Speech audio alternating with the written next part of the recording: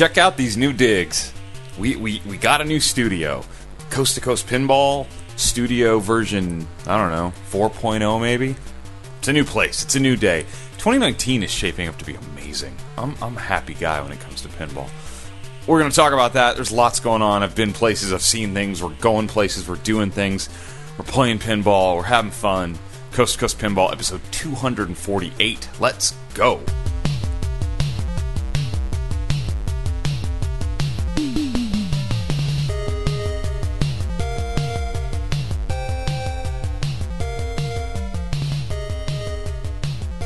Welcome to Coast2Coast Pinball. My name is Nate Shivers. This is a podcast, a commentary. I'm a man out of quarters. I'm a man out of euros. I'm a man out of rubles or rupees or Zelda and Russia. I don't know.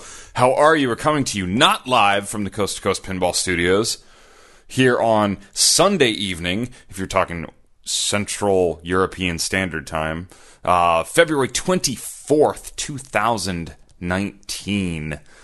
How are you? I'm excellent. I'm fantastic. I've been wanting to get this show done for days and days and days. There's so much going on. I literally can't keep up with the pinball news and stories and emails and text message conversations about all that is great and all that is good. And I'm just really happy. I moved. I'm in a new place. I have been sort of a nomad the past year, kind of living in temporary, like my work apartment and figuring out where I was going to live and if I was going to rent or if I was going to buy. And I decided to buy, and it's been a process. And anyway, I'm now home here in my new place in the Old South area of Amsterdam, the Netherlands. Coming to you to talk about some pinball. So, really great reaction to the last show, episode 247 with with Gene X Wong. That was good times. I'm trying to like look back at my notes. I can't even find them. Aha! We've uncovered the Coast2Coast Pinball binder of notes and info. Gene was great. It was awesome. We talked a bunch about pinball. We talked about a shadow machine that I might buy. It was gone the next day. It was like almost a conspiracy. Like I used to think that back in the San Diego days of the show. Sometimes I'd talk about games and I would swear that they went up in price like the weeks after the show aired. I talked about a game. I mean, probably in my head, but it seemed like it. And like I put this show out talking about the shadow that was for sale here. Thought it was a deal and it was just gone. But I do have a pinball machine in this house, in this apartment. Finally, it has been too long not having pinball at home. I love pinball on location. I love going playing other people's games, but there's nothing like waking up on a Sunday morning and just rolling out into your living room and just flipping on your game. So I bought a game, and we'll talk about that later in the show. Really excited. But first, for you, friendly listeners of Coast2Coast Pinball, I have 5 fast thoughts. 5 fast thoughts. Fast thought number 1. The Stern Insiders Program. What is the Stern Insiders Program? This kind of has come up. Stern has announced they have an Insiders Program. You can be a Stern Insider. All you have to do is sign up and give them your email address, and you're a Stern Insider Basic. You're on the left side of the web page, which you can see at sternpinball.com. If you would rather be a Stern Insider All Access, you can join that basically fan club Stern has launched, like a customer reach out type of thing, and it's $29.99 for the year, and you have access to everything Stern is like the first bullet point. So I want to know if this $29.99 gets me access to go and sit down with Gary anytime I want and talk about the history of it all and listen to him tell great stories about licenses that didn't come through and people that came in and came out and games he wanted to do and distributors in foreign countries that did crazy things. That's what I want for $29.99, but I have a feeling that there's an asterisk some here I can't see. You also get a Stern Insider All Access merchandise box, including an exclusive t-shirt and more. Well, okay, so now the $29.99 basically, you get a cool t-shirt and you get more. So there's your $30. Early access to the newest games. That's interesting. So if you're a member of the All Access Stern Insiders program, you can buy the games first. So if they launch something that's clearly going to be in high demand, like that My Little Pony limited edition we've been waiting on and waiting on and waiting on.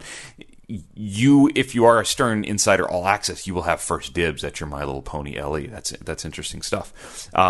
Also, first dibs, it's actually the next bullet point, first dibs on limited edition merch and giveaways, so you'll have access to things they're giving away and things they're selling that might be limited, etc., etc.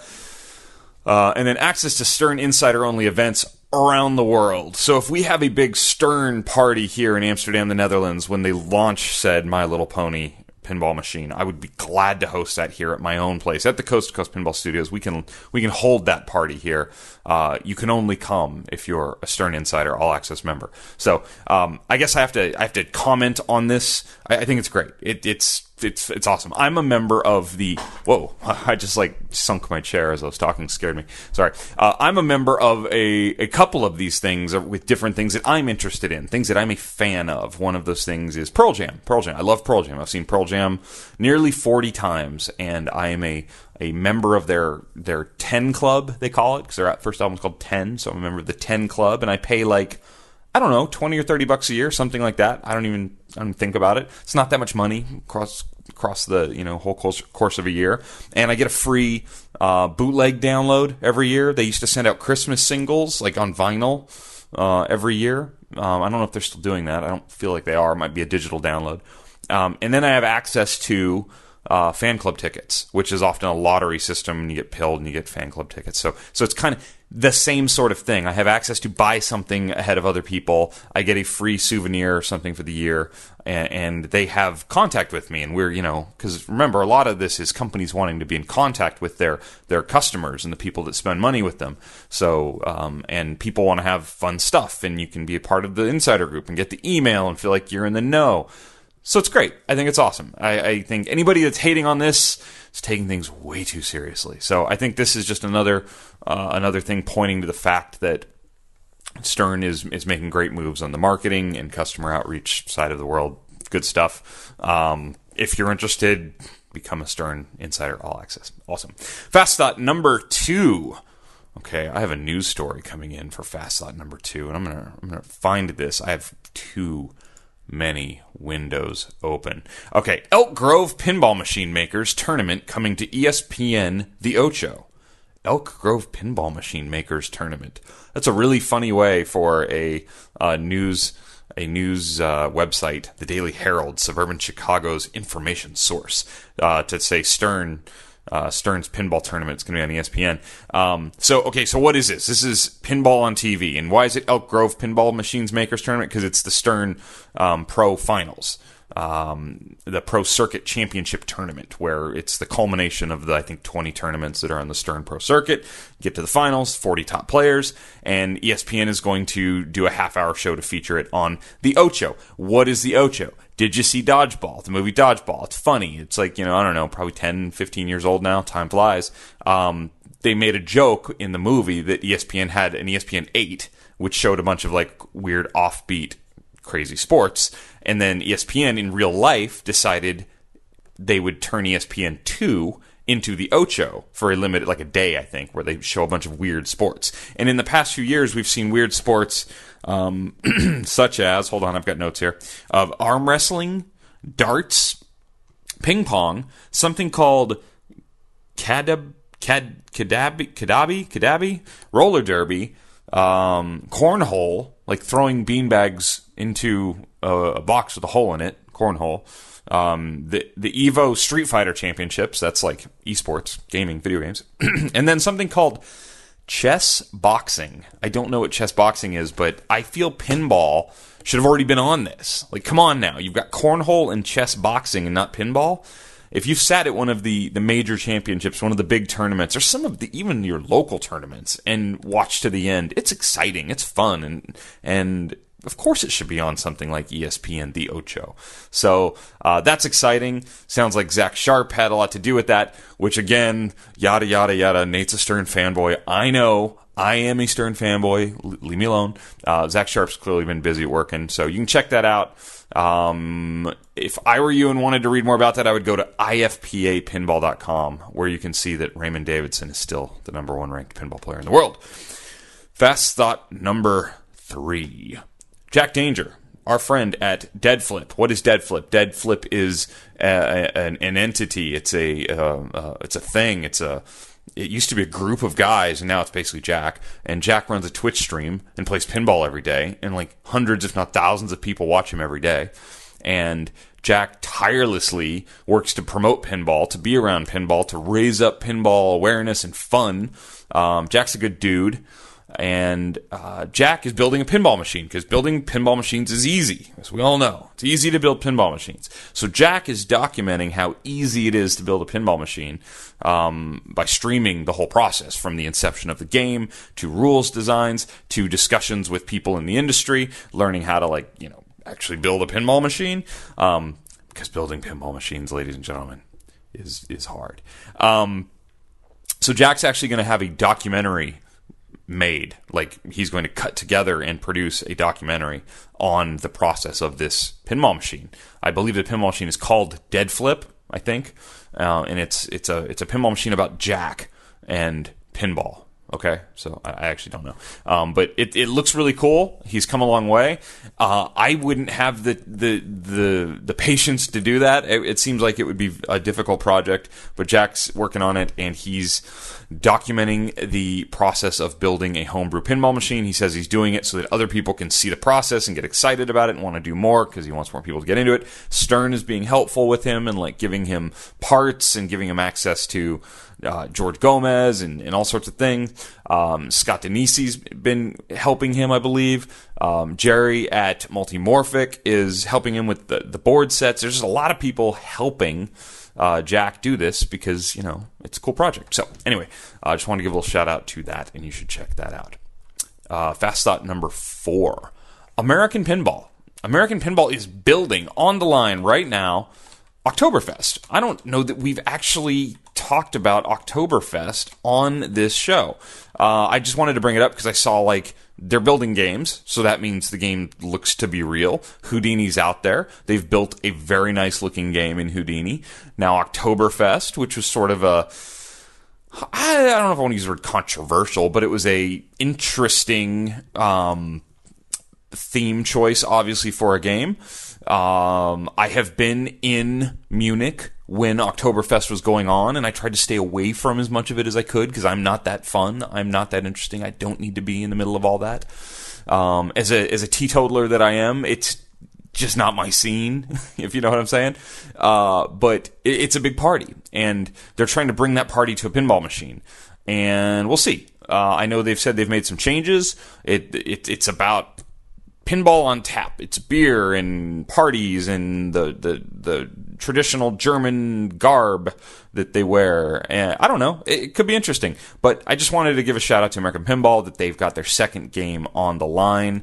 Look, pinball's hard. And so the fact that they've got a second game actually being built on the line, that means there's some big time dedication going into that. And I wish them the best. I can't wait to get to play my first Oktoberfest at some point in the future. And Houdini, of course, is still available now. Distributors have them for sale if you are so inclined.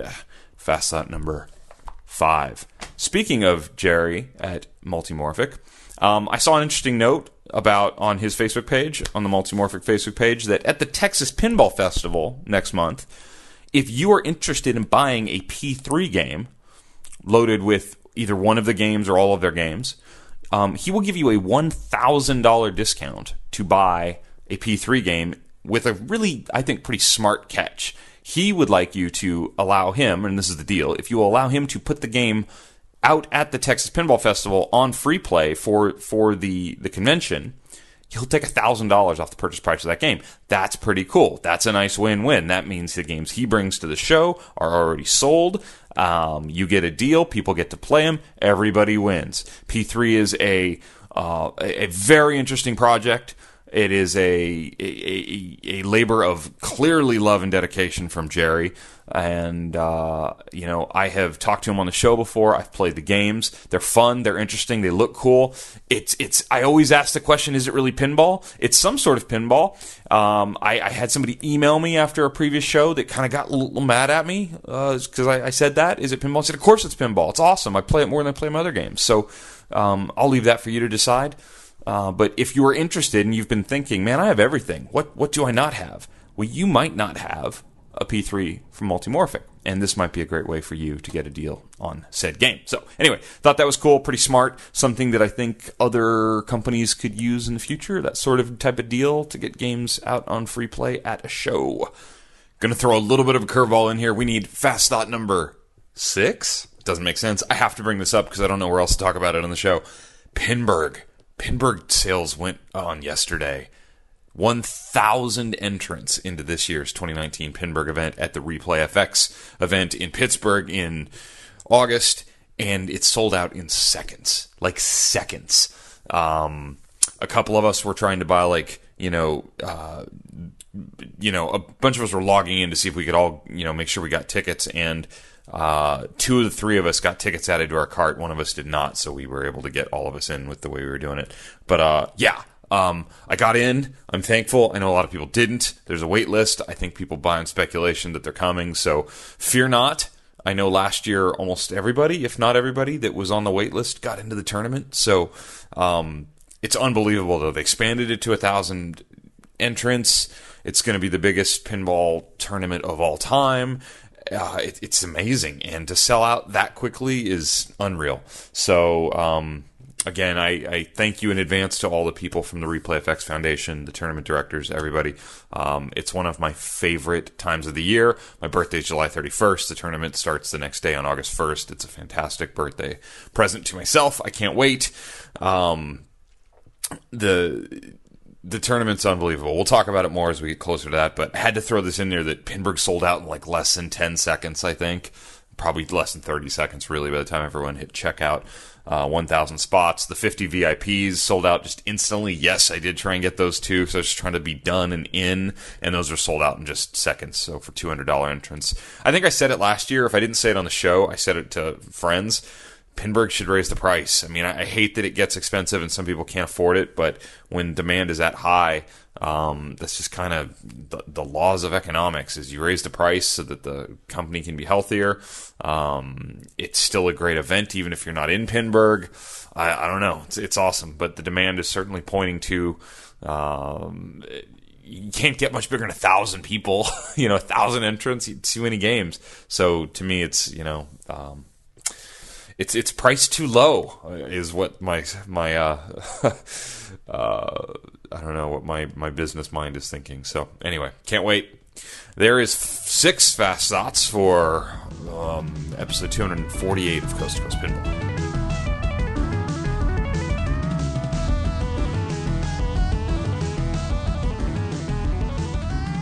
I had to go take my hoodie off because I'm a hot sleeper. So I keep my studio, my Coast to Coast Pinball studio, we'll call it, where I sleep.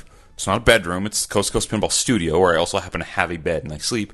I keep it pretty cold. Like, we have radiators here, by the windows, and I keep them pretty closed and turned down because I like to go to bed and it be cold, the covers get warm. But I like the living room where I'm just living my life and whatnot.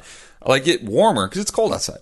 And I actually turned the heat on in the Coast to Coast Pinball studios to do the show, and man, I don't know, talking about Fast Thoughts and buying games, it just gets me all hot and sweaty and gross, so I had to lose the hoodie. So anyway, moving on. We have a trip report. We went somewhere. We took travel related to pinball. Trip report. Cue trip report. Trip reports. Ah, yes, Mr. Deep Voice Announcer. The original scary voice in pinball podcasting.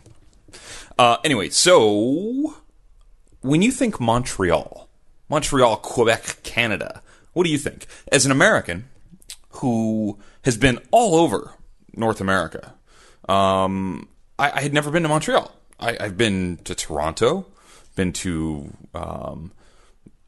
Vancouver, I've been to St. John's Bay. I've been on a cruise up into the far northeast of Canada, but I'd never been to Montreal. I think French. Quebec speaks French as I believe their official language. English is the second language, or not even an official language. It's certainly spoken there, but it's French. French. So I had the opportunity. This sort of quasi trip came up where I could visit with a friend in Montreal as a work thing, sort of tied in, blah, blah, blah, blah, blah, blah, blah. And I ended up going to Montreal. And really, when I go on trips and I look at the cities I'm going to, like let's say I'm going to Berlin, I go, okay, what's the pinball scene in Berlin like? It's okay. And sometimes I think I'm going to New York. I know the pinball scene in New York. It's great. It's awesome. Montreal, it's like I know exactly what the pinball scene in Montreal is because there's only one pinball scene and it was created basically by people who I consider friends of mine. So I was really excited to go to Montreal. There's bagels. They're famous for their bagels. They boil the bagels in honey-infused water in Montreal. They're really good. They're really good. I eat too many bagels. Smoked beef is a thing there. Think pastrami, but with without all the spices, maybe a different kind of flavor profile. I had that. I also got food poisoning while in Montreal. It could have been the smoked beef. I'm not sure, but oh my gosh, was I not well for about a day and a half. That's okay.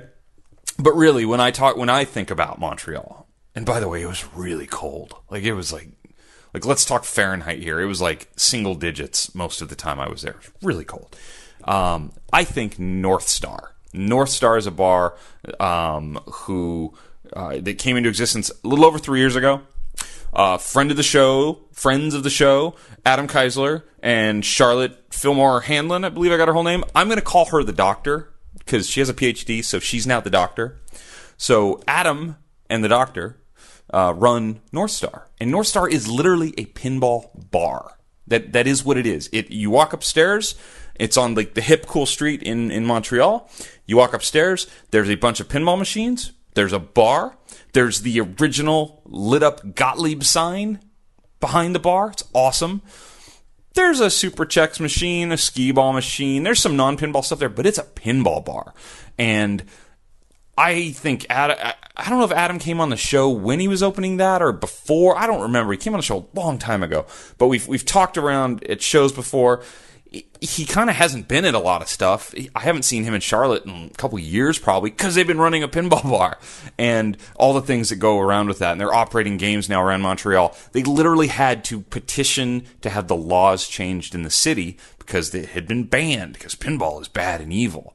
So they had to go through a lot of work to get this up and off the ground. And what they have is an absolute gem of a location to play pinball. I had a fantastic time. I was so excited to finally get to go. I have this list in my head, places I want to go play pinball. And there's 2 or 3, right up there at the top that I had just been really wanting to check off. And North Star was absolutely one of them. So it was fantastic to go. Like I said, the Gottlieb sign sets the tone for the whole thing. It was awesome. Dr. Charlotte was behind the bar. She's running she's the DJ too, by the way. She's DJ Dr. Charlotte.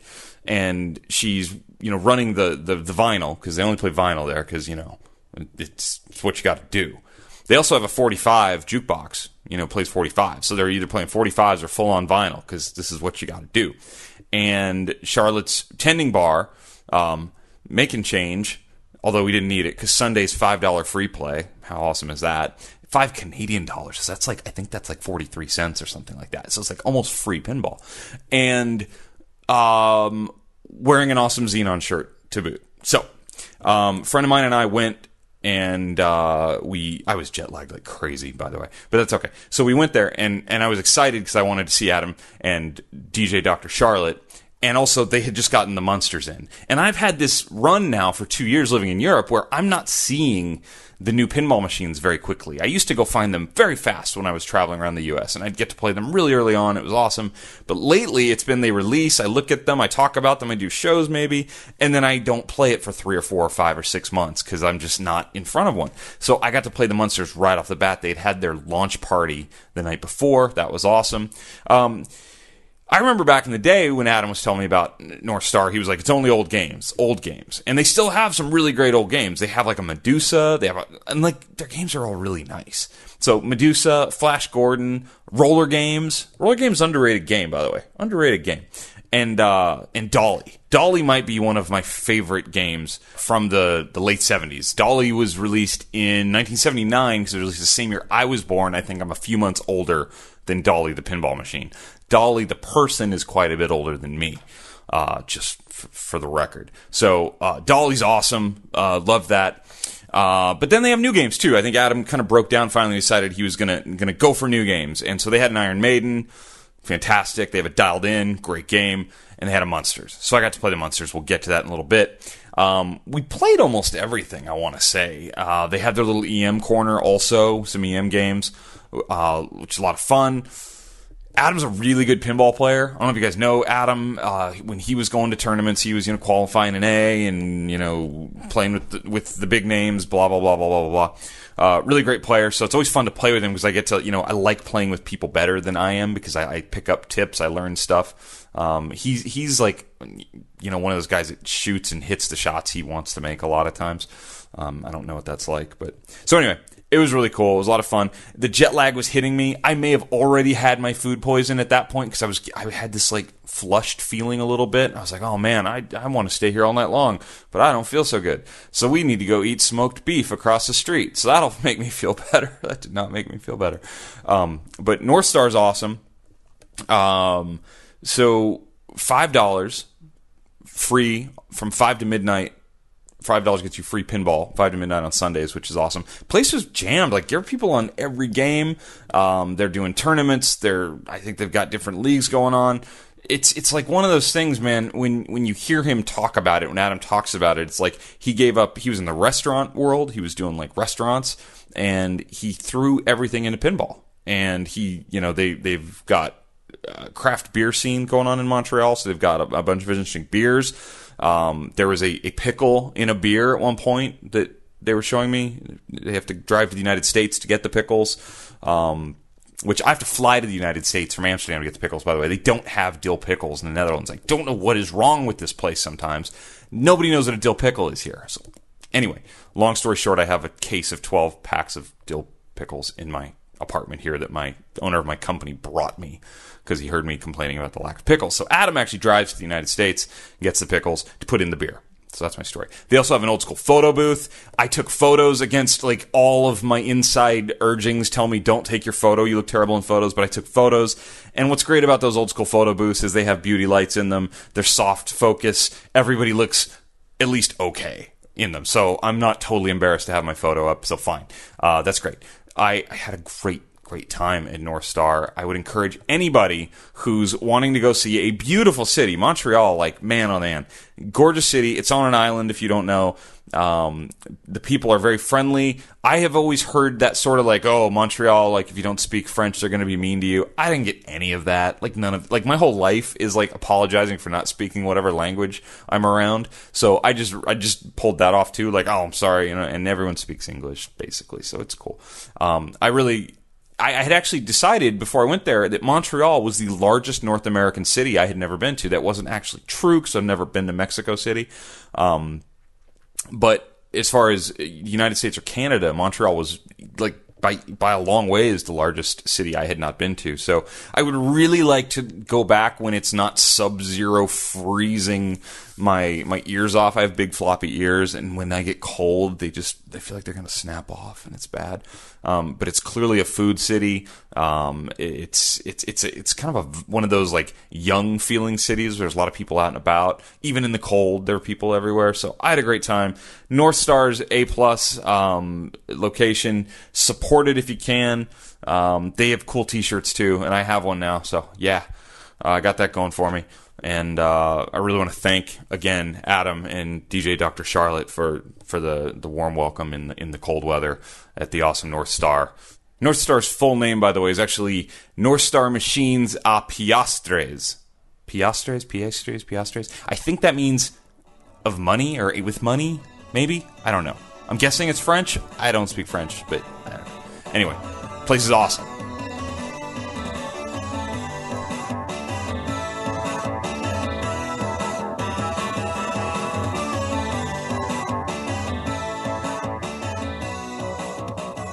Let's talk a little bit about the Munsters pinball, shall we? I got to play the Munsters. I got to play, I don't know, a handful of games, we'll say, on it.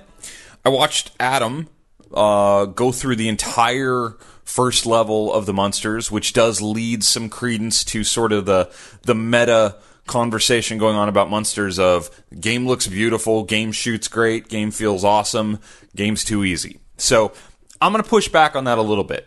Now, I think that what they've gone for is a simplified rule set on the Monsters that people can understand quickly, but it's sort of like tricky deep. It's like, it's different deep, is what I might say about the Monsters. So anyway, we'll get into that. First of all, the game looks awesome. They had a Pro edition there, so it has the full artwork in the middle. It's very colorful. Game's lit really nicely. The ramps are solid feeling. You hit the shots.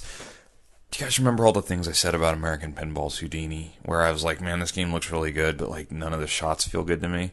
So like, this is what I'm talking about. The Monsters, all the shots feel really good. And that's like the trick of this whole pinball thing, is to make everything feel satisfying.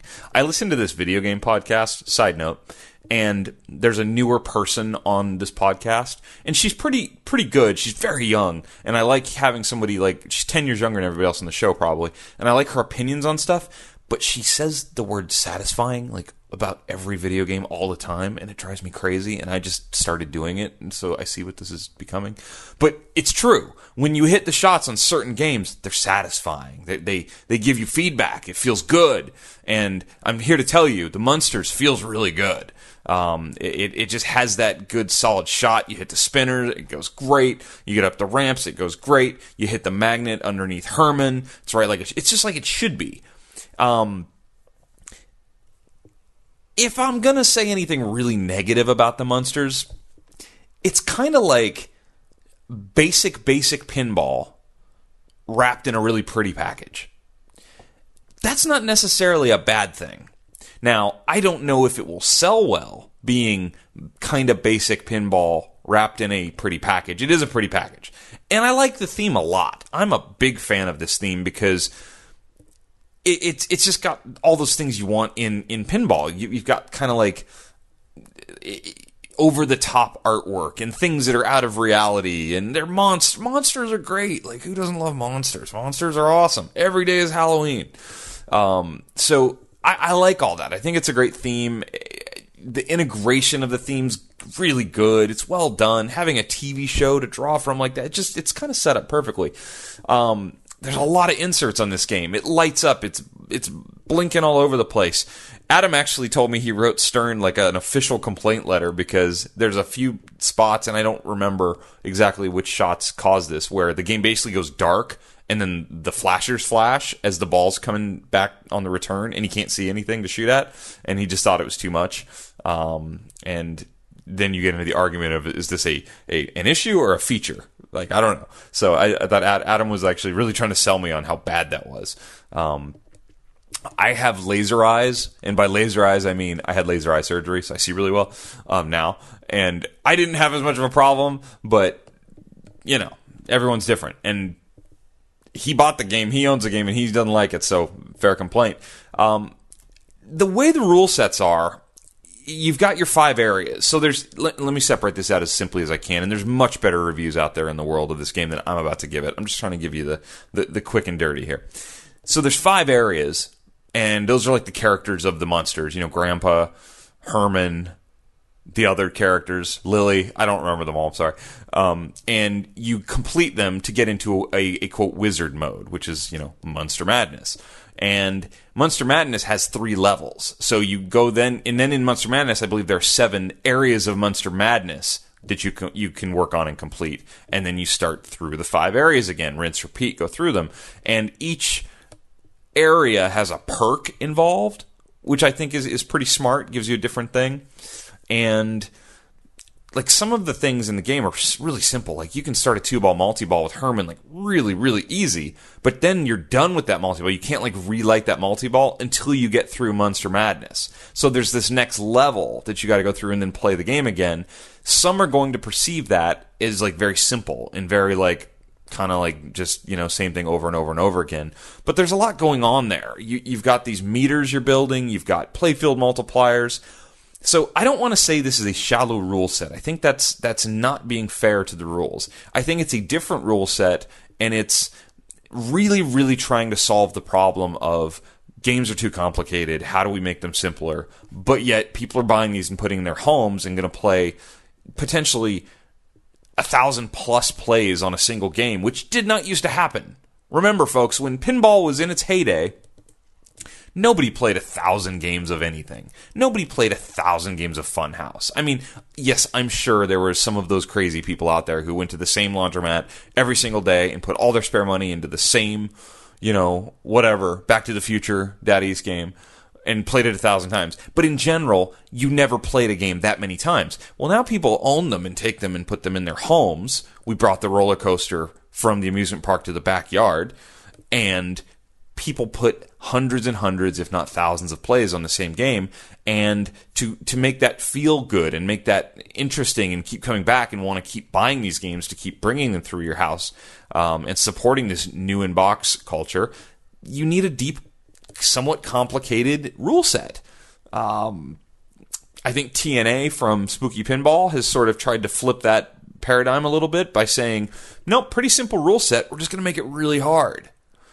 Now that game also, I think, has a lot of other things going for it, but in the Stern, stylings, you know what you're going to get from Stern. You're going to get a standard width pinball machine with 2 to 4 flippers, with 2 to 3 ramps, with a magnet or 2 thrown in there.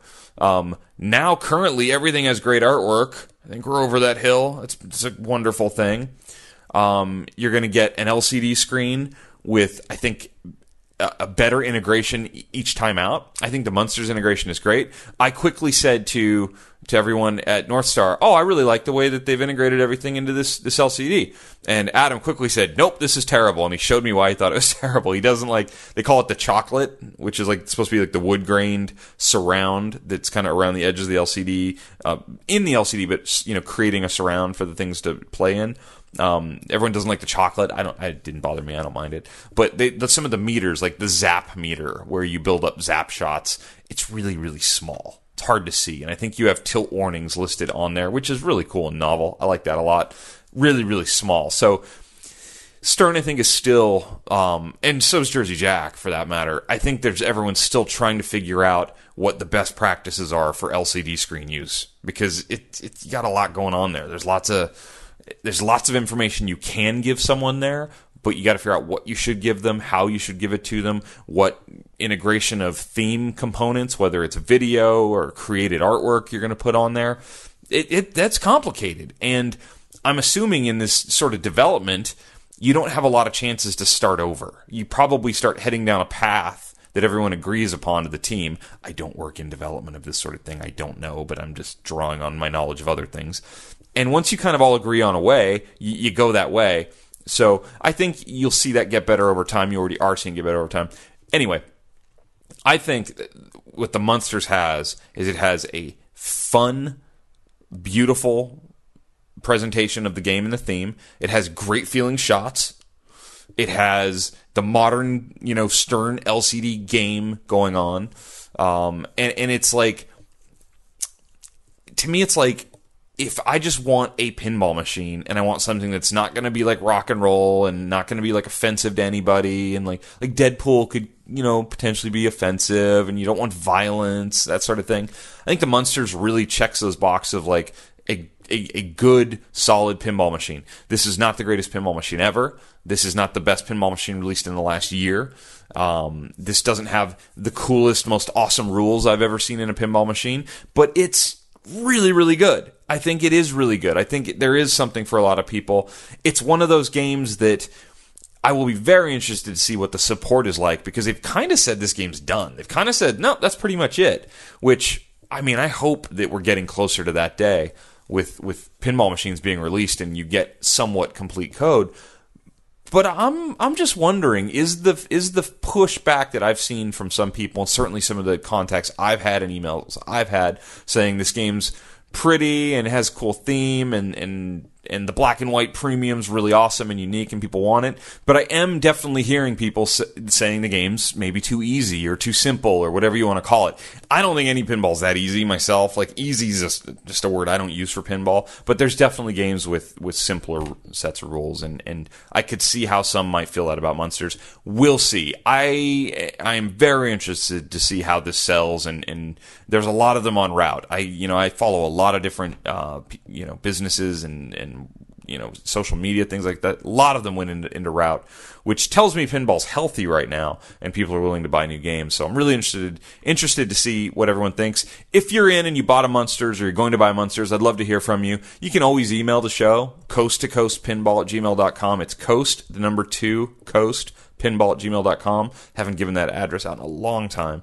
But feel free and let me know what you might think about that. I'm sitting here with my, what is this? This is a vanilla zero sugar Coca-Cola. So I think that would be called a Coke Zero normally, vanilla, but that's what I have here.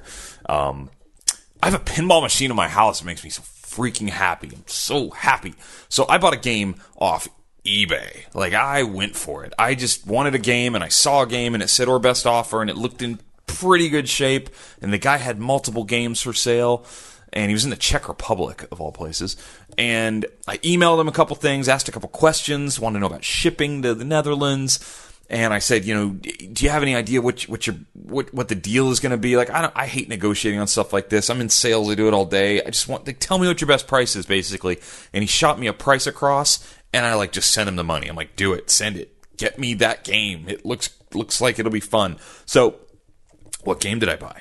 Well, we're gonna work our way towards that, because I bought what I consider to be, in my opinion, the most underrated Stern pinball machine of all time. And so I've been thinking about that a lot, and I texted lots of people hey, what do you think the most underrated Stern pinball machine is? Modern Stern games, not Stern Electronics, but Stern pinball. And not Data East, but the Stern pinball. So we're talking the last 15 years or so. And about half the people I messaged came back with the game I bought. So I was like, I'm right. I am correct. And I'm really loving it.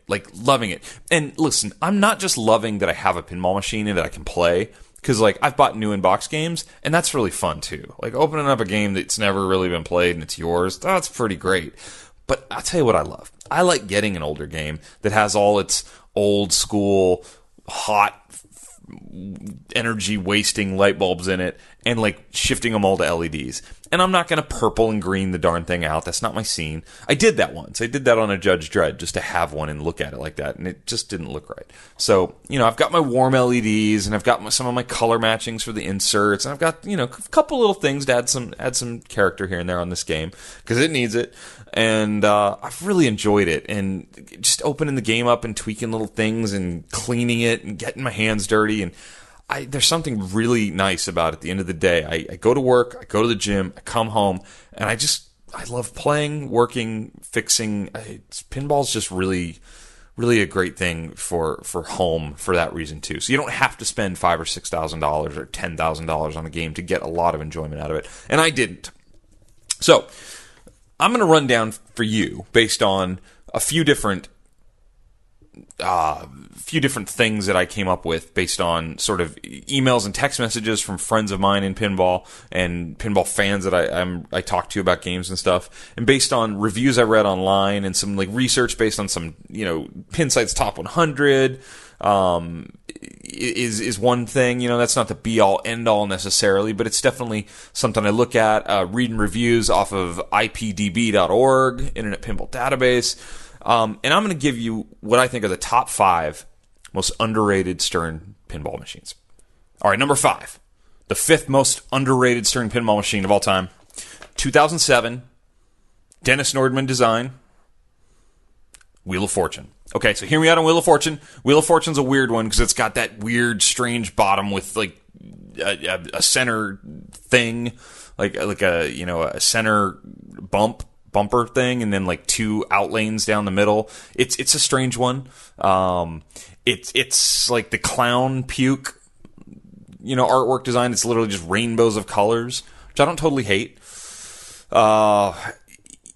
I like the game. I actually played this game at Free Gold Watch with Gene X Wong and had a really good time playing it. There's a couple shots on it that I feel are great. There's a couple shots on it that I don't love so much.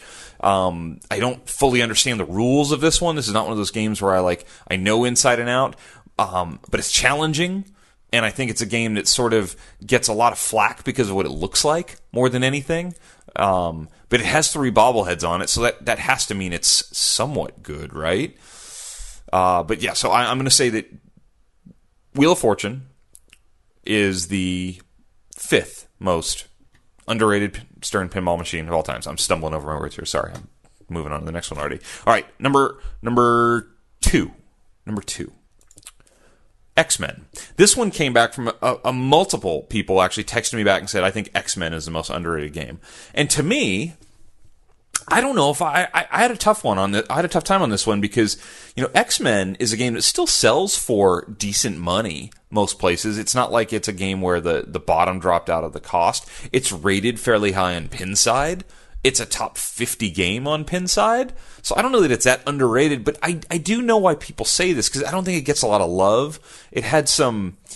I think it still has some people thinking there's some software issues with it. It probably is. It's again a game I don't know the rules to X-Men very well. I've always felt it was super crowded. It was one of those really crowded, complex games. It's a John Borg design. Both of these games we talked about were Lonnie Ropp, David Thiel worked on games. Stern. This game was really coming out at the turning point. This was around the Tron time period. This was September 2012 when this game was released.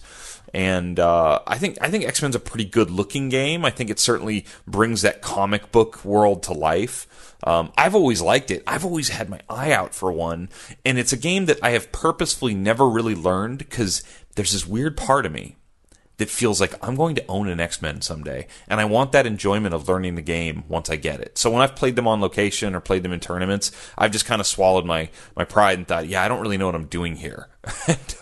and we're gonna go with that. So I think X-Men can be on this list. It can live on this list because a lot of people feel that because it is a game that sort of was in the transition period of some of the darker times in pinball to the newer kind of last 5, 6, 7 years of things going really well. So I think X-Men is one of those games that sort of sits right underneath that next tier of games, but it's really good. So underrated, but still, number 4 we'll call it. Number 3. Transformers. George Gomez, Transformers. I did some videos on YouTube a few years ago, for those of you who don't know, called Pinball with the Pros. It was a concept I had where it would be me, a bad pinball player, teaming up with a top awesome pinball player, basically doing a live tutorial with pop-up text making fun of me, and maybe the pro, but also documenting the rules, and not just the rules, because there's rule sheets out there for games. Actually, Stern printed a really nice rule sheet for the Munsters in PDF form online. It's great. Love it. Check it out. I would like that for every game. But strategy is what I was looking for. Is how do I play this game? How do I blow this game up? How do I win in a tournament? How do we do that? And Keith Elwin and I did AC/DC, and it's fantastic. It's been viewed thousands of times on YouTube. It's a good game. Josh Sharp and I actually did the test one, the episode 0, which has never been released, which nobody's ever seen, on Tron. Steve Bowden and I did, what did we do? Mustang. Lyman Sheets and I did Walking Dead, and then Josh and I actually did Walking Dead too, but Lyman and I did it, and I kind of took the programmer instead of Josh. Sorry, Josh. But also, so I have that Josh Sharp Walking Dead Pinball with the Pros unedited somewhere in the archives. Maybe someday it'll come out. I also have Transformers Pinball with the Pros with Steve Bowden. We did 2 games when we recorded Mustang. We also did Transformers, and he made me love Transformers that night. I loved it. I was so into Transformers after that. So now every time I see a Transformers somewhere, I put my money in it. Transformers was 2011. This was before X-Men. This was even a little earlier. And I think a lot of people were saying at the time, oh, Transformers is just another cheap Stern game. It's just not like my Bally Williams games. There was that whole thing. Do you guys remember that? Y'all remember that? When everyone would say, yeah, but Stern are just cheap boxes of lights and, nothing compared to my Bally Williams. If it's not a Bally Williams, it's no good. I'm glad that died off. I'm really glad that's not true anymore. I think Transformers is a fun game. I think it's a pretty novel concept of picking like dark side, light side, Autobots, Decepticons. I think that's pretty smart. The modes have different things. I like the game. I think it's interesting. It's fast. It's kind of a brutal game at times. Anyway, I'm a fan. I like it. Apparently all the games that David Thiel did audio for, I'm putting on this list. Until now, number 2. I think the second most underrated game by Stern is the aforementioned Mustang. So Mustang's a game from 2014 when things were really picking up and everyone hated the theme. Everyone's like, oh no, Mustang. And people were saying it was a ploy to just get Ford to put games in their dealerships. If you remember, that was a thing that was supposed to happen. It has the wide flipper gap. It has the upright flippers. It has some things that I personally don't love, but the rules really did get there. I think the rules saved this game, and the rules and the strategies that you can incorporate into the different choices on Mustang and the risk reward has really made Mustang a game that people, better players especially, have grown to to look for and like. Despite it, I don't know that it sold very well, and I don't know that it was thought very highly of at the time. I think people have come around a little bit on Mustang. I would be open. This is one of the few games with that flipper gap that I would be open to probably owning if I found one at the right price down the road, because I think it is an underrated title. However, the game that I bought, the game that I brought home into the Coast2Coast Pinball Studios, is another game that I've never known the rules to, that I've always ended up playing. I've played it in a bunch of different tournaments over the years and always kind of thought, this game's really hard. I don't know what to do with this game. I'm confused. It's a game where I don't really care for the artwork, at all, really. It's just not inspiring on any level. But it is a theme that resonates with me. Anybody got there? You guys have your guesses? Anybody know? Okay. Well, the game I bought, I think I got a good deal on. I'm really happy about. I've had so much fun in the past couple weeks playing this game. Is 2006 Stern Pinball's World Poker Tour. Steve Ritchie design, Keith Johnson rules. Chris Granner did the sound and music on this one. It's about poker. I love poker. I played tournament poker for years. I started playing poker at 18 years old. I've played in World Series of Poker events. I love poker. I wish I had the time in my life still to play poker, but poker takes more time than pinball. So this is a game from what people call the dark days, the dark era of pinball, when things weren't really good. Location pinball was not healthy. A lot of people ripped on the games, so the games weren't good. I think this is a wonderful game. This is a weird one for Steve Ritchie, because Steve Ritchie, the king of flow, this game is not flow. This game, it does have a lot of stop and go. Now, you can get the orbits going on this game, but this game is a lot of stop and go. This is like Pat Lawler level stop and go to a degree. I have learned the rules. I watched Bo and Karen's Papa tutorial the other day on my TV, and watched the whole thing and immediately set the grand champion score on the game. So it's like it worked. I should do Pinball with the Pros with Bowen on World Poker Tour. No, I should do Pinball with the Pros with Keith Johnson on World Poker Tour. No, I should do Pinball with the Pros with Keith Johnson on Pirates of the Caribbean. Aha. Should. Anyway, so I have a World Poker Tour in my living room now. Just giving you, I'm gonna do a show on this machine in the next month or two. Hopefully. We got a lot of other stuff coming up, but that's my goal, is to do a whole show. I'm going to break this machine down top to bottom. I can tell you this, the back glass art's terrible. I think the girl's name's Courtney that they've put up there with her little red dress and her, her likeness out there in front of you, even down to the little mole in her armpit. I don't know. It's terrible back glass. There's been lots of alternate translights created for this game. I'm probably going to try and find one next time I'm in the States for a while and get one ordered, because I'd love to replace this back glass. I just think it's pretty bad, with Mike Sexton and the other dude from World Poker Tour, the TV show, on the back glass. It's I actually like the side art quite a bit. It's just cards and a dealer dealing cards. The side art's simple but cool. The playfield artwork, it's a poker game. So what was it gonna be, right? There's gonna be a lot of cards. There's some colors. It's not horrible by any means. It's not amazing either. This game's got drop targets for days. I think it has 4, 8, 12, like I want to say it has like 16 drop targets on the game. It has modes, has multiple multi-balls, 2 spinners, an upper playfield that's actually a good upper playfield. The upper playfield has a locking mechanism with the jail that comes down and catches the ball. This game has a very deep rule set. Keith Johnson put in some really smart things in this game.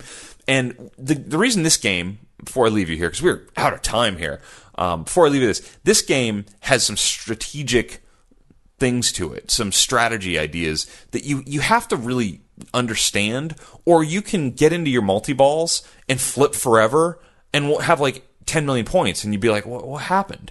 Or you can get one mode going, start a multi-ball with the mode and be at 40 million points and be like, yeah, that's how I did that on ball 1. So it's one of those games. You've got to understand what's going on there. And I think a lot of people, because of the theme, didn't ever really get into the modes and the rules because it's about poker. And if you're not into poker, chipping a chair and, changing gears. It's like, what are you talking about changing gears? Is this a car game all of a sudden? No, it's a poker term. So I'm having a blast learning the game more and learning the strategies and like, what do I do if I like screw up and start the mode and there's no multi-ball available? How do I try and score on it? It's a really interesting game. I really like it. And I paid less than $2,000 for this game. So I'm really happy. And it's one of the few games with a display in the playfield that shows you the poker hand you're working on.